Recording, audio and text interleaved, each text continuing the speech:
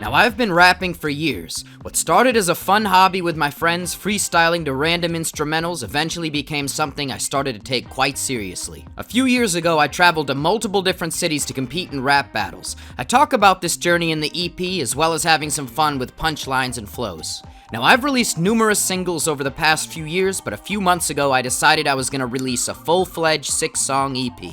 See, the first song on the album, Padded Room, I originally wrote to the We Major instrumental by Kanye West, but I then decided that this would be the foundational song for my EP, and I couldn't use a copyrighted song as the beat, so I reached out to Ryan Little, who made a beat called Flute a Coupe that I love. It is a similar BPM and vibe, and he was kind enough to lease the beat for the project. I recorded to the new instrumental, got it mixed and mastered online with help from Tyree Thomas and Kagan Music, and finally it was ready, the first song down. This was done well in advance, and with this song down, I began thinking about how the rest of the EP would go. I went on a lot of bike rides thinking of rhymes. Hello, birdie. I just felt a raindrop. Meow. Check out this bad boy. Oh yeah. You know, it's got some gears. Yeah, if you get sort of writer's block. Okay, someone's zooming over there. If you get writer's block, it just helps to change your location and stuff. I then soon found a producer named Lethal Needle on YouTube. I have it really loud on my computer. Lethal Needle, bro, killed this. Absolute demon on a beat machine. I'm a little bit of a grubby gamer right now, but I just recorded. I actually noticed that I was like barely behind the beat on a lot of these, on this track a lot. So what I did was I slowed it down very slightly. So it's like I ended up getting, yeah. It started back in my school days, afternoon rapping off at the top like toupees. I wanted to flow smoother than puree so I can get my flowers, bride throwing a bouquet. Let's run it back, 2012 rapping and puffing, see? It's just like, I'm in that pocket just a touch more. I then decided to do a bit more of a reflective song with Run It Back. The hook immediately jumped out at me when I first heard the beat, and I told a little saga over this instrumental. My computer speakers are goblin tier. I wrote Pyrotechnic in an afternoon while thinking about my old battle raps. Curtains closed! Bitch, I'ma get violent with punches. So let me get to the point like I'm climbing a summit. Butterfly knife in each hand. This guy will get gutted. He's anxious from this shank, and I'm putting butterflies in his stomach.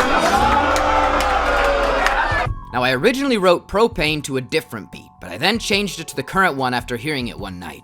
Now, throughout this journey, I had many insights. It's like, I be outclassing rappers, my pattern's as hard as alabaster, and we gon' get ours like Stratocasters. You just come up with these silly little like 2, 3 bar, 4 bars, and sometimes they get put to work later. You can just write them down. It's important the way you say things. You say, we gon' get ours. That T, you really gotta lean into it.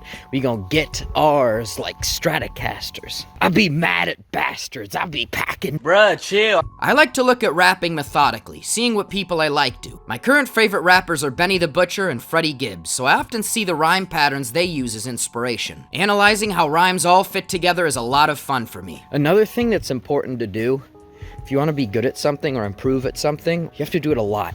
On the headstone in the cemetery, stiff and cold like the limbs of oaks in February. I thought that was cold, man. That was poetic and beautiful. That's just like imagery, you know what I mean? When you learn in English, if you're a student, all those like imageries and similes and metaphors and antonyms and synonyms and alliterations and stuff, bro, that hits, man. Apply what you learn. Now, I then heard the beat for Lazy and thought of the hook instantly. It was a nice, relaxed, and happy song with elements of melancholy. I then structured what I wrote around that vibe. The final song, Window Seat, I wrote while on the train back from New York City. It was a train ride that I used to take a lot while I was an accountant, but now I was doing it on my own volition to see family. I also wanted a feature on this song, so I hit up my very talented friend James Moss Jr. He's constantly releasing his music, so make sure you check him out too. Now, in Padded Room, the first song I wrote, I said, I'm out at the end. And I sort of kept that as a thing that I said at the end of the verses or hooks in each song, using it almost as a reoccurring rhythmic tool. Now, I next needed art for the EP cover, so I messaged my friend and thumbnail artist Reed and explained that I wanted a Reaper logo of me with a half mask being revealed, symbolizing that I was trying a new avenue and giving listeners more insight into what I think and feel. With all the tracks complete, I did some promotion and uploaded all the songs to the world. Thanks everyone for watching. Go give my new project a listen. It would mean a lot. It's on all platforms. I'll see you soon.